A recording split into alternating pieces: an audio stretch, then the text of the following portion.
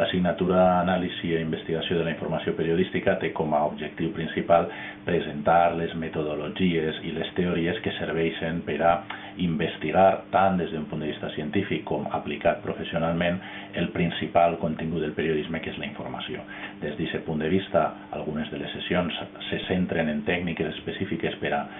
analitzar i investigar la informació periodística, com l'anàlisi de contingut, i després altres sessions presenten perspectives i eines per tal d'endinsar-se en l'anàlisi i la investigació de la informació des de perspectives com l'economia política, des de perspectives com la cultura professional del periodisme, des de perspectives com aspectes concrets de la informació com el rumor, que des d'aquest punt de vista permeten tant des d'una perspectiva aplicada a la investigació com professional